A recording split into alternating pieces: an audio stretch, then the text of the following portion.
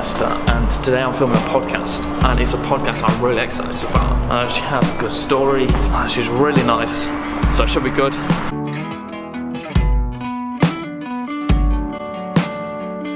Hello guys, and welcome to the Podium Sports Podcast. Today we have a very, very special guest, one of the guests I've been looking forward to most ever since I knew that this was going to happen. She has been a pole vault champion, she has been pole vault Commonwealth Games 2 times, and she is the record holder in Scotland, I believe. It's true. That is true, yeah. Very true. It is Henrietta Paxton. Hello. Hi, how are you? Hello.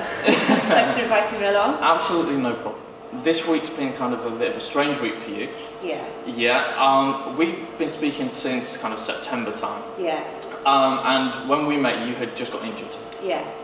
So from that to today, what's happened? Well, I was going along sort of great guns last season, had one Commonwealth qualifying stand in the bag, and was pretty confident that I would get my second. And actually, I knew I was going to break the Scottish record again last year. Yeah. Really, I was in the best shape of my life, and my knee pretty much gave up on me. So I've had knee problems for years, but it's been stable for a long time now. But it was increasingly getting more and more sore after comps, and it turned out that I'd been gradually tearing off little bits of my patella tendon. Ow. And so yeah, I had to have surgery. So Yeah. it was a pretty big surgery. They had to stitch the tendon back onto my kneecap, and they also had to do some things with the cartilage because I'd worn away a whole load of cartilage too. Yeah. So that kind of put an end to my season, and I only had one qualifying height.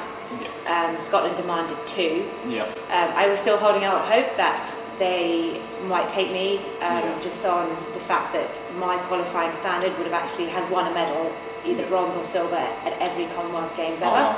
Yeah. But they didn't. They were taking a very small team, Yeah. so it was always going to be a long shot, and I would have been one of the oldest members of that team, so I understand they probably wanted to give the youngsters more of a chance, and I didn't meet their criteria, so I wasn't selected. Yeah.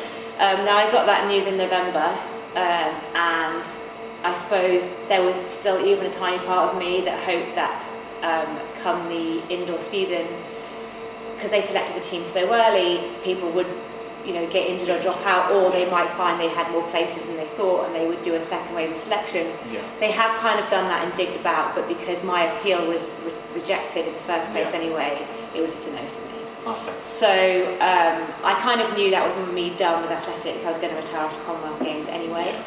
But it's not been easy to come to terms with that, and it's certainly not been easy to say it out loud, especially because I've had to rehab my knee regardless, so I've had to be at the track every day, and having to explain that to people is very tedious, so I haven't really said anything. Yeah. A good friend of mine sort of forced my hand this weekend with something. He called, he was asked to look for some new pole vaulters for the club I vault for, because another girl that vaults for that club is also retiring soon, and he just said, "What are you doing? Because I can't sell the place at the club if you're still vaulting, because they're not going to get a spot." And I went, "Well, I'm not." And he said, "Okay, well, can I send this email out asking?" And I said, "Well, I haven't really said to anyone that I've retired." He was like, "Okay, can you?" And I was like, "All right."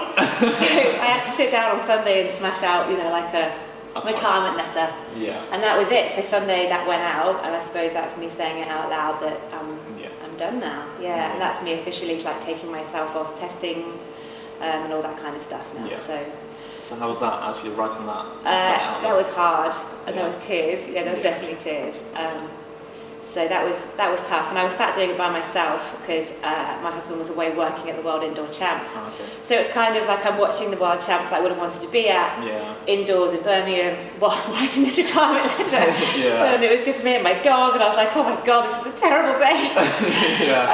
But it was quite nice to actually be. It's a bit cathartic to kind of say some of the things I wanted to say and had in my mind, and also it does give you time to reflect.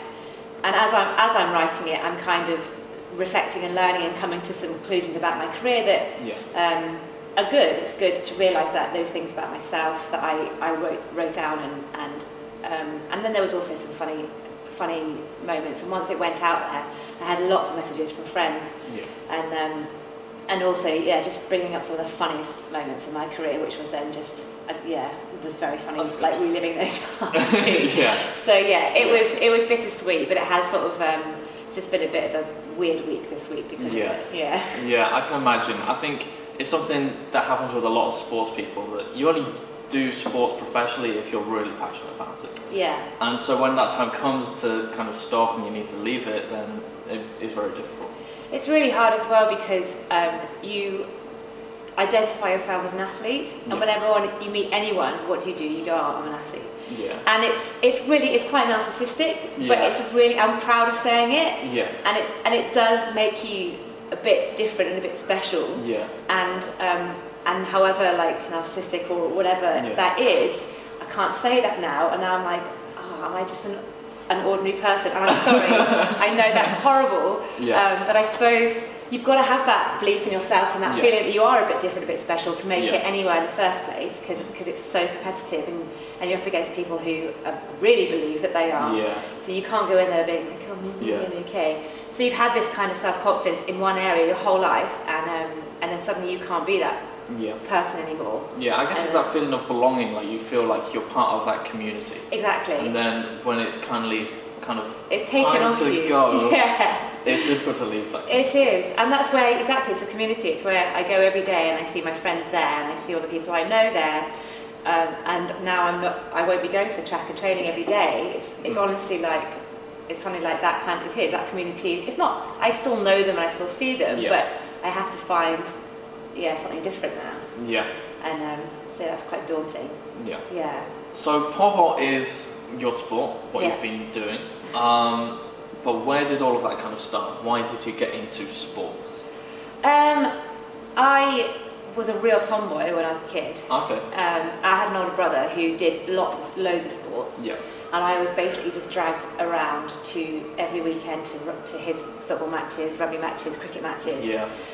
So it was always, and my family are huge rugby fans, so every Sunday in the winter and Formula One was just sitting and watching those things. Yeah. So it was kind of thrust for me, but then I wasn't a very girly girl either. I was pretty rough and tumble. Yeah. And always horribly competitive. Just that's really competitive. To the point where my mum banned me and my brother from playing Monopoly, because I'm very competitive, but I'm not good at everything, so I'm very bad at Monopoly. Yeah. My brother, I think all boys, and I'm not being sexist because I'm really not into that, but it seems to me all brothers seem to be like masters at Monopoly. I was terrible, and it would always be a case of, I'm not fucking playing this game anymore. Piece of it, so I was like, right, I'm not playing that anymore. So not a good loser then? No, I've been a terrible loser in my time. But I just did everything. I did gymnastics and I did all sports. But I remember, and I think this is a huge memory for a lot of athletes from my era when I was born, watching Linford Christie win gold in Barcelona. It's a massive trigger for me. And it's funny, if you speak to people my age, they all remember it. Yeah. And I just watched that. We were on holiday in France at my aunt's house, and it was a terrible, old black and white TV with a bad reception, and I was only 8 and I was in there trying to tune it in so I could watch. So I watched it in fuzzy black and white, and by myself, everyone else is out in the garden of sunshine. Yeah. And I just thinking, I want to do that. I want to do that. So I did, and luckily, a year later, a track was built in Salisbury, a proper tartan track, which was opened by Roger Black, who was a hero at the time as well, and every housewife was in love with him, my mum was in love with him. He came to open it, so I was actually too young to join, but they let me because I was so keen. You can come. And then I just loved it, and it's just an outlet for me to win. Yeah. And I was good. I was a skinny little, I looked like a boy. And also my mum made me have my hair all cut off when I was short, when I was little, because she just couldn't be bothered to do it. So I used to, all my brother's mates used to think I was his little brother. Yeah. And I just loved it. And I just went through all the events, basically. I wanted to be a sprinter because that's the first thing that I really saw. Yes. And I was good at that. But then I realised I wasn't going to be probably winning at that forever. Yeah. So then it's kind of, I did everything. I went sprinting all the way up to 1500s. I always used to do cross country. Pretty much anything that I could win at, I would do. Yeah. So I did do everything. Yeah. And then I kind of fell into multi-events because I did everything. And out of the multi-events, I was best at long jump, actually. So then it was multi-events and long jump up until about 18. Yeah. And then it was just long jump. And so I was an international long jumper up until I was about 23. Okay. But then I got really badly injured in my right knee because I was a right foot takeoff. And I was sort of falling out of love with it because I was in pain and I didn't have a particularly good coaching situation. And one of my very good friends at university was a pole vaulter and a pole vault coach, and I'd always liked the look of it, but at my growing up there wasn't really opportunity to do it. No. And it was because there wasn't opportunity and stuff, I didn't want to take up something that I wasn't going to win at, so I just ignored it. I can understand that. Yeah, but pole vault's not really something that's easy to get into. No, that's the People thing. don't have the facilities, they've got health and safety. All that stuff, exactly, and that was the case. We did have a kind of pole vault coach at our club, but it all just looked a bit rubbish, and the people doing it were a bit rubbish. So I was like, I don't really want to do that. I want to keep winning at stuff. So but then I'd always liked the look of it, and I thought, well, if I don't give it a go now, it's going to be too late. So at 24, I took it up, and then I loved it, and it's addictive. And and that was it really. And it meant that also I could switch my takeoff leg because I'm right-handed. Yeah. You mostly coach everyone to vault right-handed unless they're left-handed. So means you take off your left leg, and my right knee was really injured, so it kind of saved that and damaged my left instead. So that's where it started. It was basically, it looked fun, and I didn't want to stop athletics because it was my one true love, and I thought, well, if I don't want to long jump anymore, let's give this a go. So that was it. Nice. Yeah. Well, that's great. I think kind of that transferability in athletics especially is quite common, I think. It is. It is it used to be when it came to pole vault, because I think it is something athletes were starting to come to a bit later because of the opportunities. Now, I think kids are coming to it much earlier with better facilities and more opportunities because of the work of some really amazing coaches out there around the country that are getting kids involved early. But it also tended to be, and this is I think why it kind of put me up at first, it tended to be the event that kids went to if they couldn't do anything else. Yes. Like they've tried everything else, can't do it.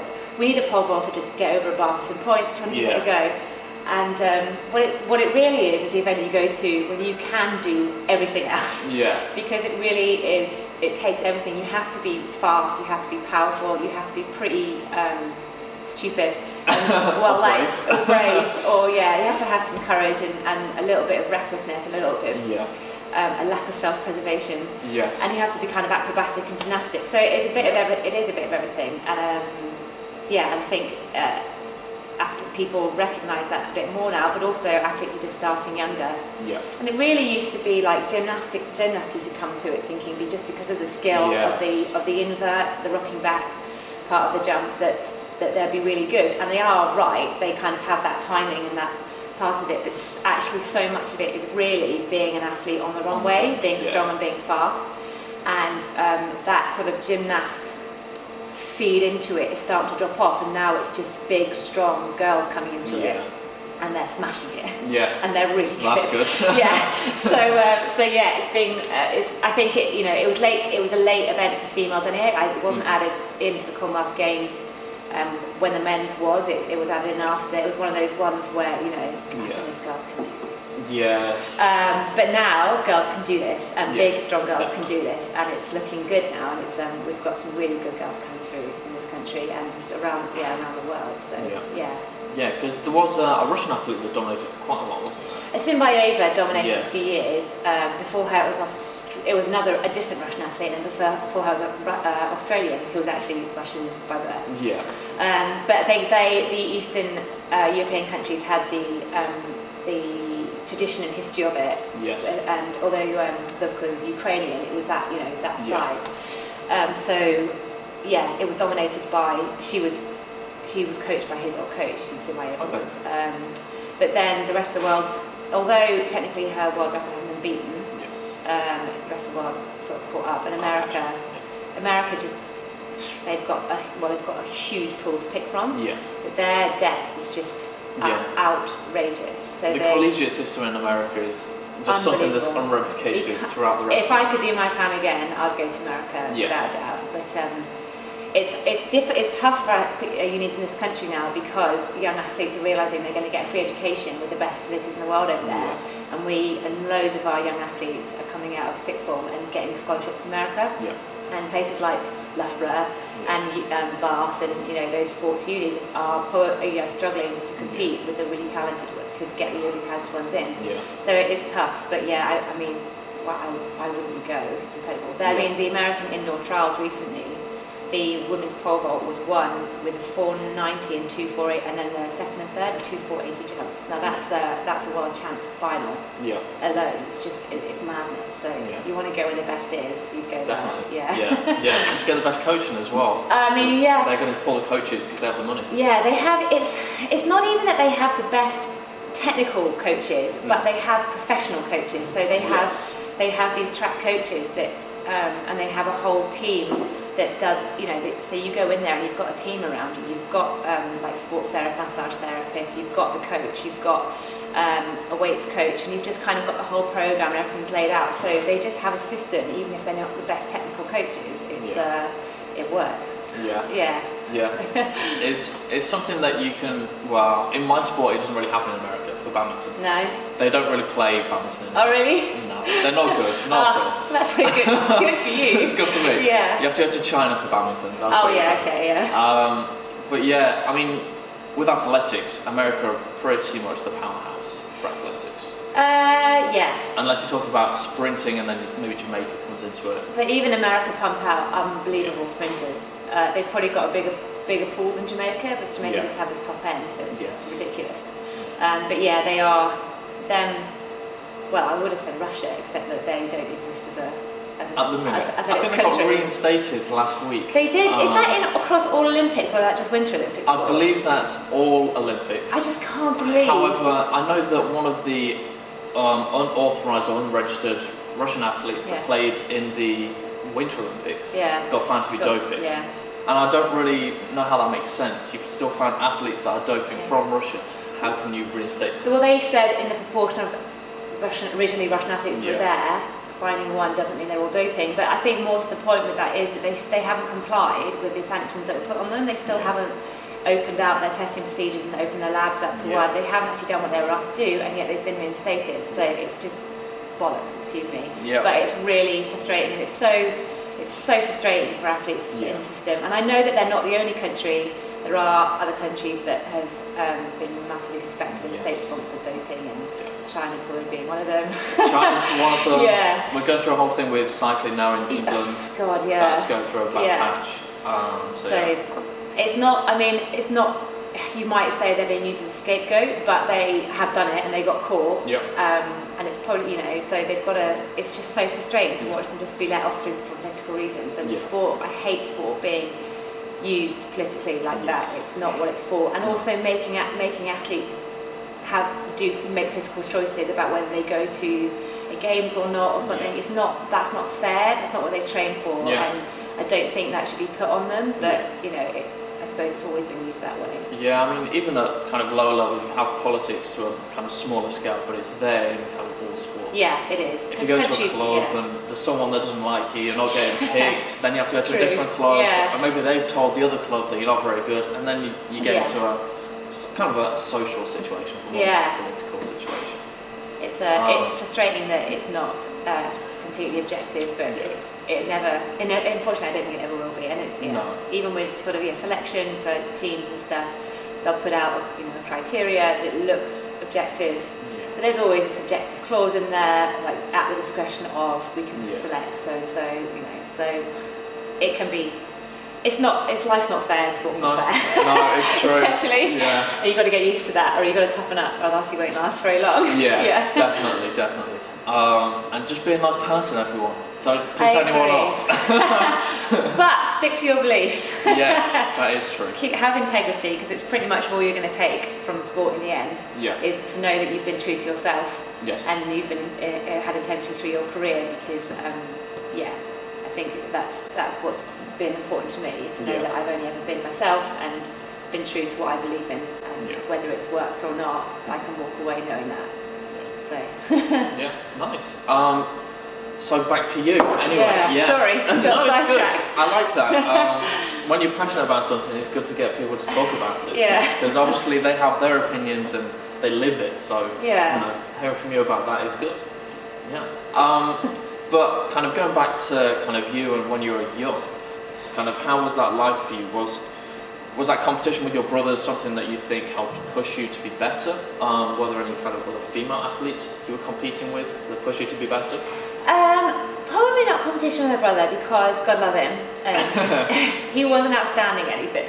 Yeah. But he was a try. No, if you watch that, sorry, I do know. He was good at stuff, but I think it wasn't. With him, it was just a general love of sport and passion, as opposed to really driving competition. The competition really came in Monopoly. Yeah. But there was actually a girl I went to primary school with called Alicia Noble, who's now married, called Alicia Howson. So if she watches this, shout out to you. She's I think now in Canada.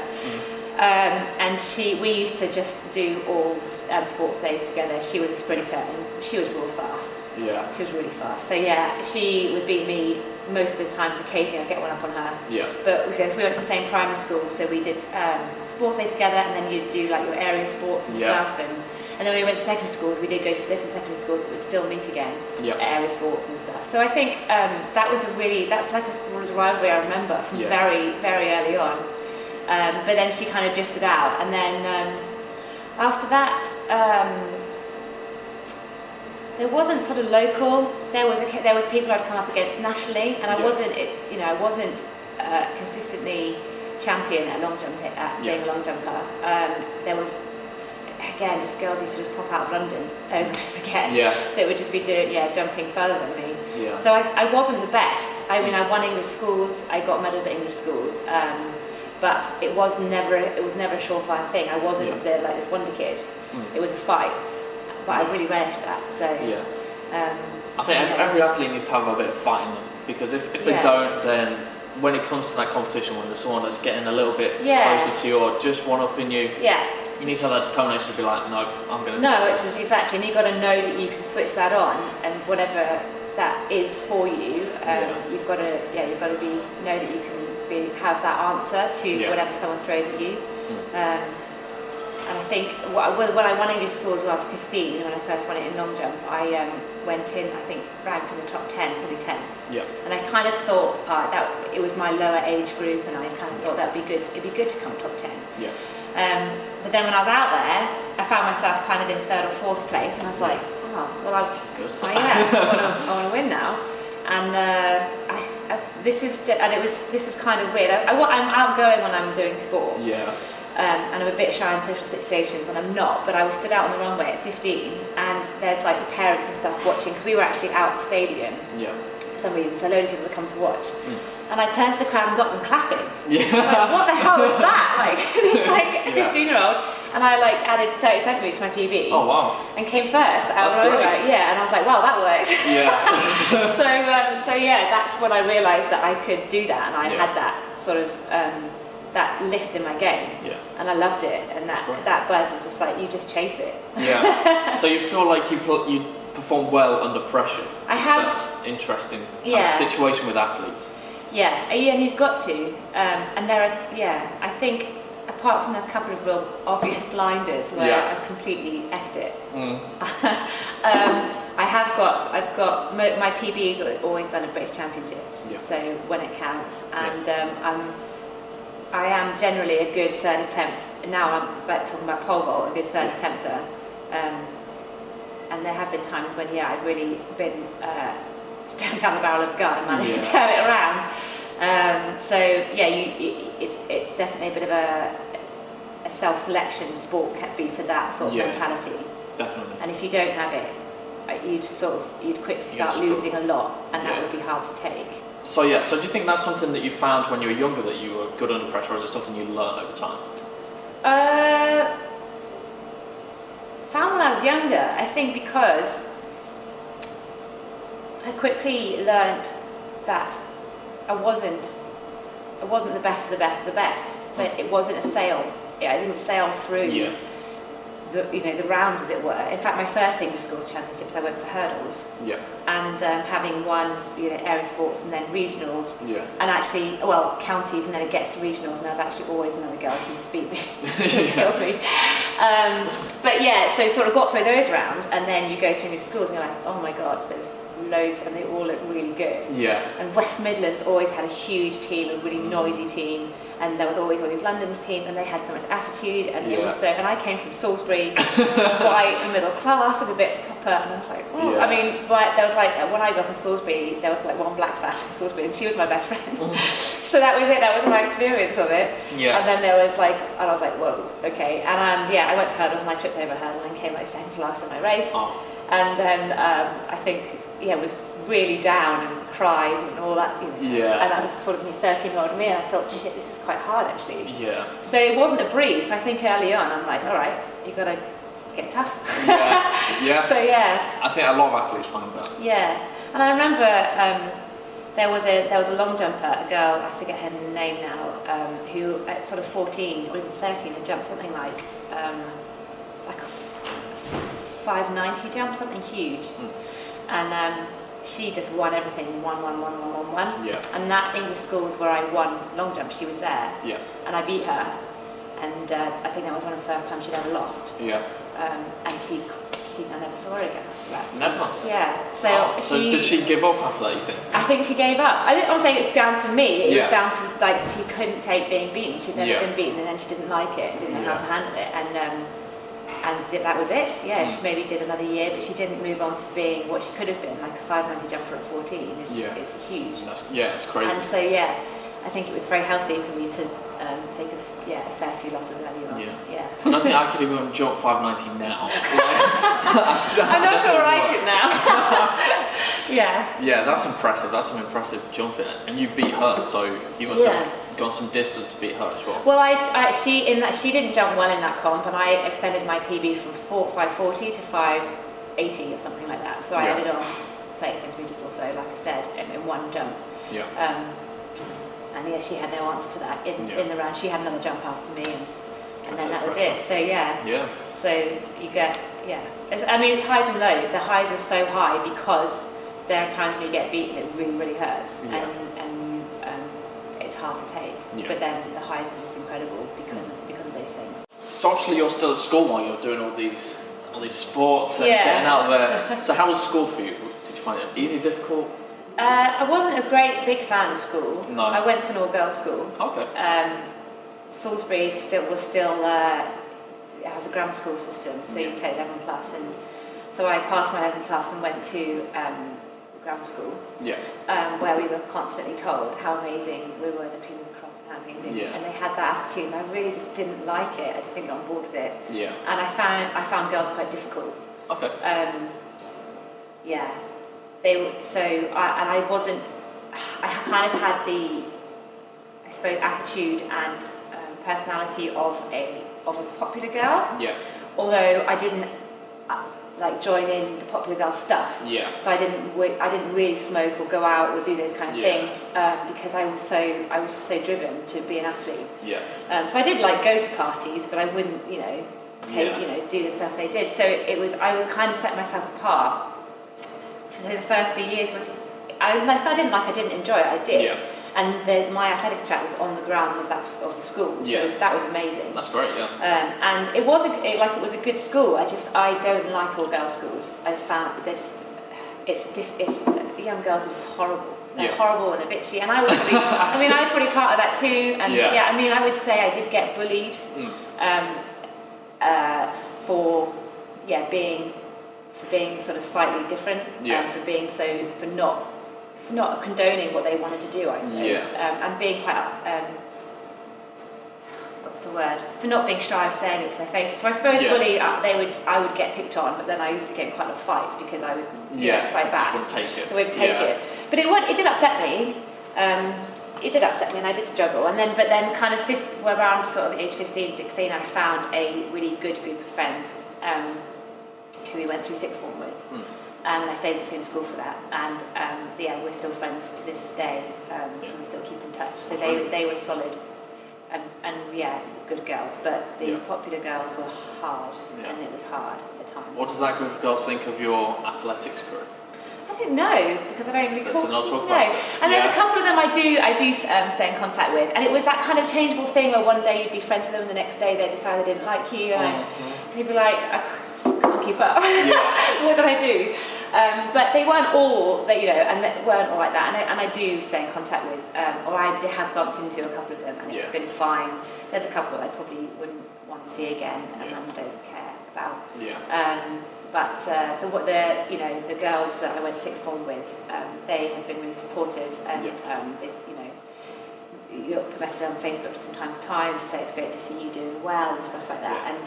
Yeah, and I still chat to them, and so that's good. Yeah. But even like among them, I was the only sporty one with them too. Okay. So it was kind of again, if I'm totally honest, I don't really feel like I've ever really fitted in anywhere. Yeah. And I heard someone else talk about this the other day, and even so at school I felt like I didn't fit in because they were good at sport. They were good at sport. Yeah. But it wasn't the people that I hung out with weren't all doing like frantic sport. Yeah. They were passionate about other stuff, but it wasn't the same kind of lifestyle. And though some of them turned out to be very good friends, it's still I've never had a friend that I've taken through all the way through sport. Then probably university was where I felt like I fit in the most because I went to UWIC, now Cardiff Met, I think. Yeah. And did a sports course, and pretty much everyone there was only doing the sports course so they could train to sport. And I met my best friend sort of in the world, a couple of my best friends on that course. And so I'm at home at my most with them. Okay.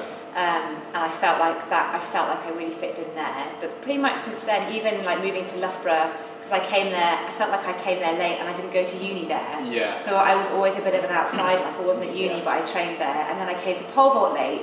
So then it took me years to call myself a pole vaulter. Okay. Because I always thought of myself as a long jumper. Yeah. And then also because my technique in pole vault has never been like sound. Right. It's always, I've relied on speed and strength. Yeah. So it's never been, technically I've never been this fantastic pole vaulter. Yeah.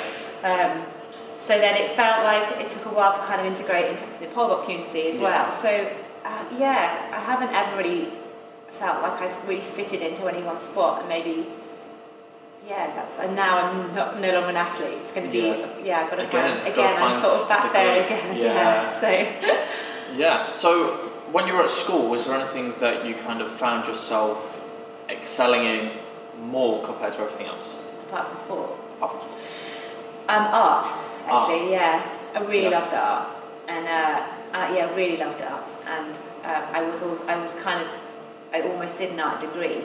So I did A-level art and GCSE art and A-level art, and my art teachers kind of said, pushed me towards doing a fine art degree. Even starting a year early, I was told I could have done that if I wanted to. But because my grandfather was an artist, so it's kind of been passed down in the family. And but it's really all consuming art the same way that sport is. Yeah. And I didn't feel I could do sport next to a fine art degree. Okay. Really, because you have to immerse yourself in it. You have to be drawing all the time. Yeah. And I just didn't see how I could be training all the time and drawing all the time. Yeah, it doesn't really match you up. So unfortunately, I had to pick, and I picked sport. So because it's a limited career time you've got frame to do that in, and so that was it. Yeah. Okay. So is that what you did at university? I did a sports science degree. Sports science. Well, sport and exercise science. Yeah. That's what it's called. Yeah. So what did you think of that degree? What were you kind of aiming for when you went to university? To train. Just to train. Yeah. I struggled to find. I actually loved history as well. I really loved history, and I would have done a history degree, and I think that that probably could have been fine next to training. Yeah. But the history degree I probably would have wanted to do was an Oxbridge history degree. Okay. And while again, sort of teachers like, well, you could do that, you'd be fine. I really wasn't very motivated to do work. Yeah. So I think everyone told me, you could do that, and I'm like, oh, okay, it sounds like hard work. That's not what I want to do. I know. So then UWIC had the facilities. It had a coach that I wanted to go to, and I only had to get. This sounds terrible. I was saying this out loud. I only had to get 3 Bs, I think, to go. Yeah. So I went, bam, I'll go there. And they didn't do a history degree I was interested in, so it ended up being sport and exercise science. Because it was the easiest route, saying that it's a bit, I'm a bit ashamed of now. But it turned out it was the right choice because I had an amazing time. I met my best friends in the world there, and I took up pole vault because I was there. So it was the right choice. I don't know if I'd go back though. I might do something different. It's not regretting it, but maybe I would have done something different if I could do it over. I don't know. I think I would have gone to America. So. But it was a much harder route back then. So now, like those connections have really been made, and it's a much easier process. And back when I was 17, 18. The internet was fairly new, so I got Whereas now, obviously, you send an email off to a college in America and bam, done. But it was just not like that then. So it was communication was harder, and the path wasn't so trodden as it was now. Yes. So it wasn't this blazingly obvious option for me. So kind of after that, you finished your degree. You've been competing at university. Yeah. How did you get on at university? Because I guess it wasn't books at the time, was it? It was BUSA. Separate. Yeah. It was BUSA. Yeah. So. University Sports Association. Yeah. I'm showing my age now. So obviously they have a few championships throughout the year, I'm guessing. They have one sport with athletics. They just have one indoors and one outdoors. That was it. So that's it. So you were literally training for the whole year for two times to compete. For the university, yes. Okay. But there's a clubs league that's run in British, so British league. Yes. And then there's the British Championships and the age group championships, which used to be called 3As. So the Amateur Athletics Association. Yeah. So when I did my first British champs, I used to call them the 3As, which if you said that to a young athlete now, I'm like, what's 3As? So that's what you'd train for. You'd go for, you'd have all your club meets, you'd have your age group championships, and then there might be associated age group internationals with that too. Okay. So those were it. But for university, other sports would be like, what you only got 2 fixtures all year. We would be like, that's it. I think now universities try and organise a couple of intervarsity meets, but they don't count for booster points. Yeah. It was just the one-off champs. They were fun. They're pretty wild. They were fun. It was just a whole weekend away. Yes. With associated night out afterwards and all that. Yeah. So it was. I mean, you train hard for that to compete well, and then go and play with friends. So it was good. That's true. Yeah, that's good. Did you perform well while you were at university, or? I did actually. My first year, I was actually injured. Shock. Sign of things to come. Yeah, exactly. So I missed my first indoors, and then outdoors, I jumped PB, having not really done any training, which was quite good. And I came fourth, and that was like fourth. Yeah. So I think I got beaten by 2 Loughborough girls at the time. Bloody Loughborough. I know. And then second year I had a full winter's training, and then came out and jumped over 6 consistently a whole year, having been like a 590 jumper. And I just I think I jumped 6:30. My PB I jumped it that year, 6:37, and then that was my first Great Britain International because of that jump. So I did well, and I was BUCS champion indoor and outdoor. I think. 4 times, like second year and third year. So twice each year. So it was good. I did well there. And then, this is when I was taken off my right leg, and I had tendinopathy in that knee as well, and that just kind of got progressively worse and worse until I left uni. And then I had another year of jumping after that, and my jumping just dropped right down to like back down to 580s, and then even lower. And I was like, this is horrible. And I was in massive pain and was having trouble with the coaching relationship. So I was starting to just dislike it. Yeah. And that's when I was like, oh god, it's like a good idea. That looks safe. Why not? So was that kind of at the end of the university, or was that just after university? It was just after. I longed up for another year after university, and then the year after that, I kind of took it up just for a couple of months just to see how to go. Yeah. And then I got stress fracture in my back. Oh. But that could have been there since I was a kid, because I did gymnastics, and it was just that pole vault really exposed that, which is probably the case. So then I did a couple of months of it, but then got the stress fracture. So that was when I was like 23. So then I had to sort of sit out. Yeah. And then my friend, who was the sort of coaching me in pole vaulting, he moved to Loughborough, because Loughborough, the indoor athletics centre that's at Loughborough, was basically kind of designed by a pole vault coach at the time, a guy called Steve Rippon, who was a very good pole vault coach.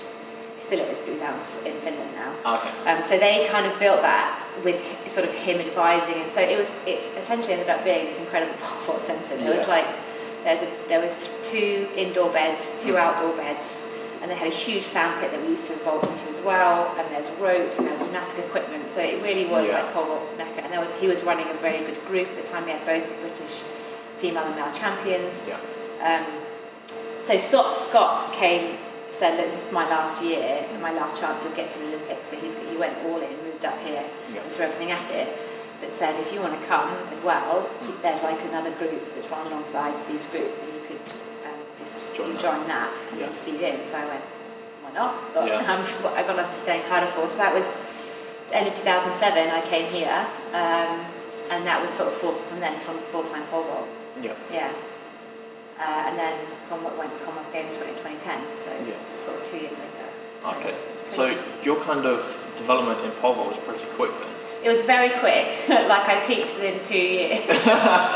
And then spent the last 7 years just trying to better it. But unfortunately, I did progress very quick because of my long jump background.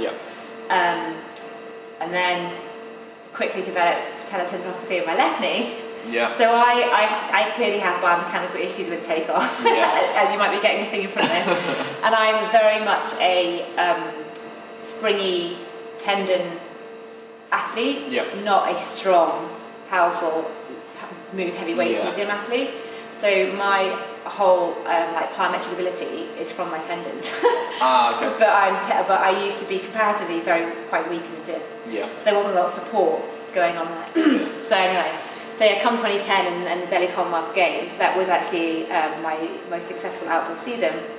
But as the season goes on, I'm like, my knee's getting a bit more sore, And that Commonwealth Games that year wasn't until October, because it was in Delhi. So that was this mammoth season. It went on and on. And I did take a break. I remember that Commonwealth Games as well.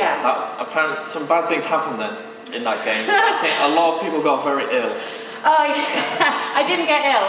I got quite a robust immune system. That's quite good. Yeah, so I was, and my mum is a nutritional therapist, so she sent me out there loaded up with probiotics and nutrients, and she was like, you get. So I was really good, but there was a lot going around. Bless them. But yes, that was a long season, and pretty much we had a training camp out in Italy before we went, where Simbayev used to train. It's a really beautiful track in Formia in Italy. But it's really, really hard. Really hard. So I got out there, and essentially my knee just flew. The flare up was huge because the track was so hard, and I could barely jog. So we were out there for 2 weeks, and I was just getting physio every day, and being like, we're sort of 3 weeks out of Commonwealth, and I can't vault, I can't do anything. And the physio looked at it and was like, it's not looking good. So I spent the whole of the 5-week prep up to Commonwealth effectively in rehab, just trying to get my knee to do something. So I turned up there, just totally undercooked, and just had no idea what was going to happen, and had been in massive pain, and hadn't got off the floor in a vault session in 5 weeks. So I think the week training out there, I did one vault session where I took off, didn't really go over any bars. So I thought, that must be quite scary. Going into kind of a competition where there's going to be a lot of people watching, a lot of people kind of expecting things, and you're not even knowing if you're going to be able to jump. It was. I mean, I was convinced that I could pull something out of the bag. But pole vault is all a confidence thing. It's all in your head, and success just breeds success. You get into a winning pattern, and that's what I've had all season. I just opened up with a PB, and then it had almost been like. It's that zone, that place where it's like you're just riding the wave, and you just feel every comp you're in the groove. You turn up, you just feel invincible, and then the pain and the injury just basically cut that. So while I still kind of had that memory, it's still not the same. You've got to stand at the end of the runway with pole vault and just know that you're going to play the bar. You've got to know it. And I was like, am I going to take it off? So I really believe that, magical things can happen, and the human mind is incredible, and I didn't want to give up because you never know when I might be able to switch it around. But essentially what happened was, I think 2 run-throughs, and then, and this is actually one of the funniest stories. Now I look back, one of the funniest stories from my career was it was 2 run-throughs, and then I actually took off on my 3rd attempt, but took off so kind of tentatively that I went up and came straight back down on the track.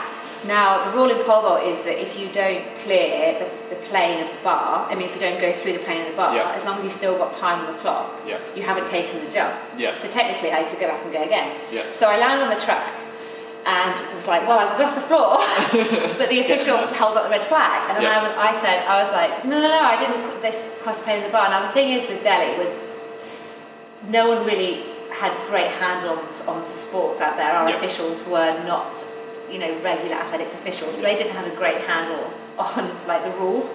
So I was arguing with the officials, no, I can go again, stop the clock, I could go again, and you were holding me up, and I didn't cross the plane of the bar, and so this went on for a while. I had to get my team manager across, and so the whole rest of the comp was waiting, and I'm like, I've got to go again. Anyway, eventually they're like, okay, you can go again. So I walk back, set myself up, go again. The exact same thing happens. I go up, I come back down on the track, and the guy goes, "Oh, you can go again. You didn't cross behind the bar." And I'm like, "Mate, I think I'm done here." So that was it. It was a 4 attempts in Delhi, to no avail.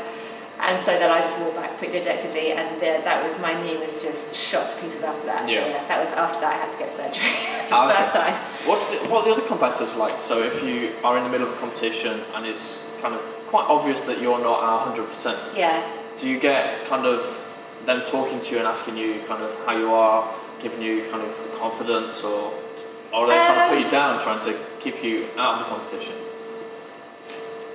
There is a community in pole vault, definitely, where everyone, you have respect for anyone who goes out there and does it, because it is hard and it's dangerous. Slightly dangerous. And it's, so there is a definite respect for the people that you're around.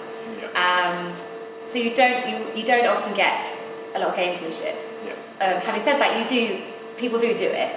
And I'm guilty of that too. I can be pretty brutal. So if I know that someone, if I used to know that someone was off their game, I wouldn't be like, you're right, Con, that you can do this. I wouldn't do stuff to distract them, like I wouldn't do that, but I would make myself more visible to them, and just more like, I wouldn't really give an inch, I put it that way, and I think that's fair. Having said that, there is a camaraderie there, and I do have friends in the event, so there are people that you want to beat fair and square, and if you see someone that you care about struggling, or that can do better, there definitely is a feeling of support out there for them. A togetherness. Togetherness for sure. And then you never want to see anyone crash out ever, and you never ever want to see anyone get hurt. So if that ever happens, there's usually that people are always like, we would always step up. I've seen a few bad ones where the pole snaps. Is that always kind of in your mind when you do it, or is that just something you don't even think about? No, you don't think about it. The only reason it'd be on your mind is because if you were jumping on a damaged pole, in which case you just wouldn't do it, because the minute it's in your mind, you don't perform, you won't go through with it. So no, you just don't even think about it. Well, that's good. You wouldn't be able to get off the floor if that was if that was the case. So you've kind of gone to your first Commonwealth Games, kind of everything seems kind of okay. You've been jumping really well. You got injured. So after that Commonwealth Games, you went and got surgery. I came back and I knew I knew it was beyond the point of just rehab, having seen scans and stuff. But the doc who I saw, so at this point Scotland were funding me, sent me to their doc they wanted me to see, and he said, no, I want you to rehab it again. And this is a bit of a difficult. This is like a major point in my career where if I could do things differently, I would have. So he said, "Nah, you've got to do rehab again." So for 3 months, I wasted 3 months. rehabbing something that I could barely walk on. So just doing physiotherapy instead of the surgery? Yeah, so physiotherapy instead of surgery and strengthening, but the thing is with strengthening is you have to be pain-free. Yeah. And I had no exercise that was pain-free. Yeah. So any time that there's pain, the muscle switches off essentially. So I couldn't, there was nowhere to like start the rehab from. It was in such a bad state. And he failed to recognise that. So that was when we got back in October pretty much. And then in December, I got put on UKA funding. Okay. So the minute I was on that, I was in to see the doc and he was like, you need surgery. And I was like, I know. So then that was the beginning of December. And I was supposed to have surgery almost straight away, but that winter we had a ridiculous snowstorm, a bit like what we had recently. Okay. That basically stopped the surgeon being able to fly in because he was from Finland or somewhere. So he couldn't get there for that surgery, and the next scheduled one was at the beginning of January. So then that like added another 2 weeks to it. So then eventually I got the surgery, but so that the whole of the indoor season was written off. And actually this was during the time of Charles Van Comedy as our performance director, he was quite direct and quite harsh.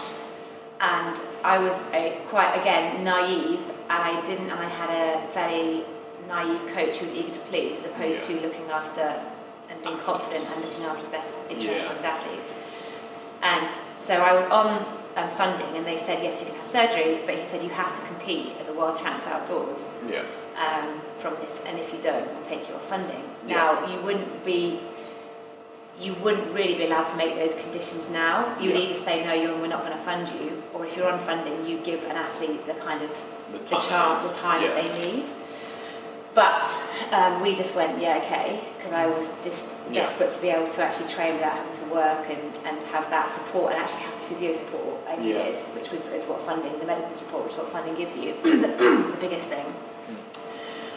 So we said yes, and so I was pushed really hard and fast to get back from this knee surgery, and just too fast. And so I was back, I had the surgery in January, and I was back vaulting by the end of February, and back off 12 steps by March, which is, and my full run zone is 16.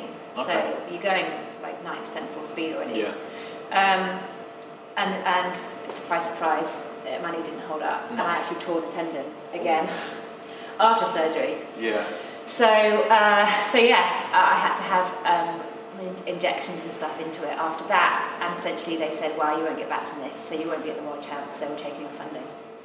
So they took me pretty much off again, even before the year was out, which, knowing what I know now and being much more confident now, I would have said you can't do that, and that's not acceptable, and that's not, you're not putting like athlete welfare first. So that was a really tough year, and that really knocked me for six, like confidence wise and belief in myself wise. You start questioning how others see you, and maybe they don't believe in me, maybe I can't do this, maybe it was just an excuse to get me out of the way because they don't really think I can make it. So it was a huge knock. So 2011 was a really horrible year, tough year. Does that then give you some difficulties with your coach, because obviously it's his kind of job to look after you and make sure you're getting back to the point you want to be at? So then going back to work with that person would be very difficult. It was very difficult, and the relationship was tough. I don't know if you really noticed it. But I had huge trust issues. I just didn't really trust. I didn't have faith in him anymore, and started to see that he was perhaps in this for the wrong reasons, and was trying, just my welfare hadn't come first in that situation.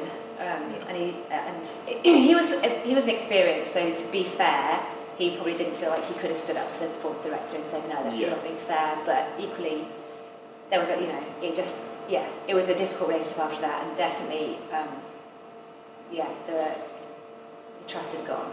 I think, and it wasn't long before I was kind of coaching myself after that. Because of that. I noticed on one of the profiles that Scotland have on you, they put down as your coach, it was yourself. Which I had a bit of a laugh at. He stayed my coach through 2012, and then after after the British Champs 2012, when I didn't qualify for Olympic Games, I sort of said, okay, we're done here, pretty much. And then, since the end of 2012, I was coaching myself up until my last year of pole vault, last year where I was back with a coach again, a very good young coach. But unfortunately, he was,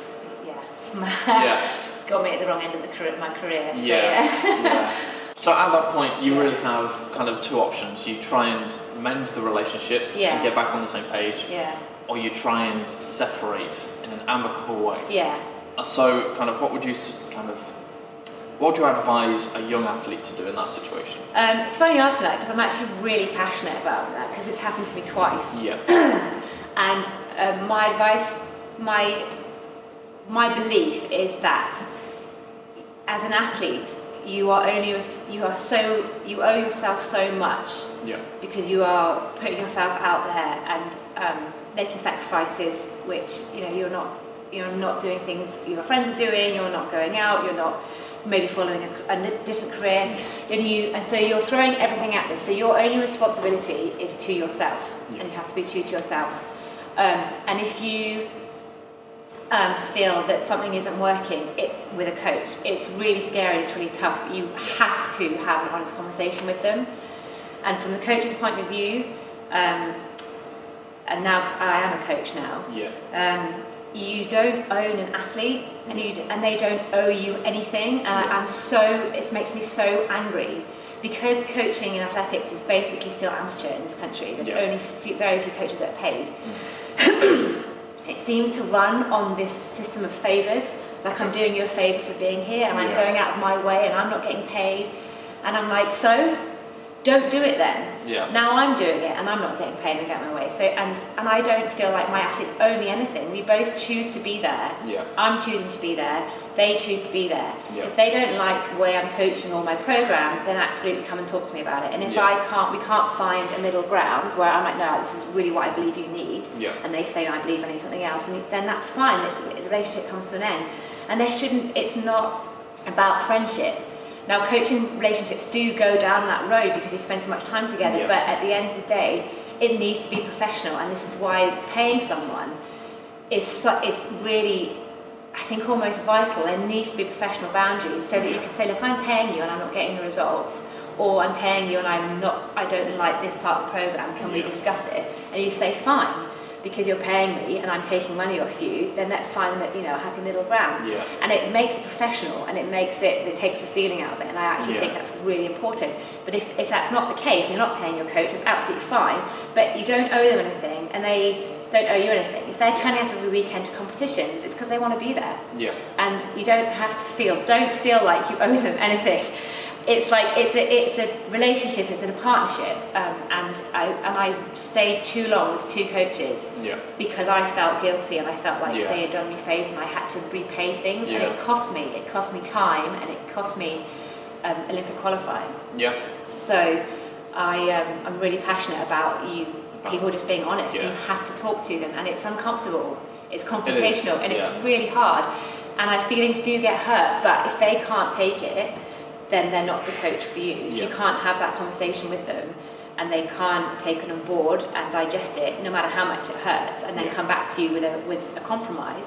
And equally, if you can't take their criticism because you can't listen to coaching, you can't listen to feedback, then you need to look at yourself as an athlete. So there's just a middle ground, but it's so important that you have those conversations with coaches. If you're not comfortable, if you're not feeling happy, if you get into that it becomes like it becomes like a trench you get stuck in if you don't say anything. And you get further and further into it, and you get further and further away from performance. I think one of the things that really I found that I'm quite good at is I can decompartmentalise kind of what happens. There's the coach, there's me, and then there's the performance. So the performance isn't necessarily to do with me or to do with the coach. The performance is a separate thing. So if the performance isn't going well, then we have to talk about the performance, not me as an athlete or anything. It's the performance. What can we do to improve the performance? So I think in that regard, it kind of separates the kind of personal elements of it. So that you can talk to someone more openly and more directly about kind of what's happening. And what needs to happen. there's definitely a way that you can be really constructive about that conversation. Yeah. But the time to have it is definitely not after a bad competition or a fail. You have to go away and vent and then come back to it rationally. Definitely. Like I've had ridiculously irrational conversations with friends and not with coaches, luckily. Yeah. Or actually, well, I suppose I've had a couple of arguments with coaches and boyfriends where, you know, it's all emotion and it's completely useless and it's pointless and that's not where you're going to make. So you've got to do it at a time where you've gone away and reflected on what you think. You've got to come to the table with some opinions and with some reflection yourself. You can't just come and go, what's wrong? What do we do? You know, tell me everything, and I'm just going to sit here. I'm not going to sit. You've got to go away and reflect on what you've done, how you are in competition, what you like or don't like, what you think is working or not working. You have to bring something to the table for that conversation too. You can't just be passive and point the finger all the time, because that's not taking responsibility. It might not be your fault that things are going the way they are, but it's your responsibility to fix it. It is, yeah. So 100%. Take responsibility, guys. And Will Smith says it much better. Yeah. Have you seen that? There's a clip of him talking about fault versus responsibility. Wow. It's very good. It's out there on, I think it's actually, I put it on my Facebook page, but it was out there long before. Yeah. And basically he's saying that the things in your life that have happened to you might not be your fault, but it is your responsibility to change them and make your life and your love and your, goals happen. Yeah. You can't expect someone else to make that happen for you, even though it might be their fault that things aren't going the way. So it's not your fault that you were in an abusive relationship, or it's not your fault that your coach is a liar, but if that's the case, it's your responsibility to find another coach. To change it. To change the situation. So, and that's a huge life lesson for everything. Yeah. But it's a definite one for athletics, or for sport. For sport. Yeah, for sport. Yeah.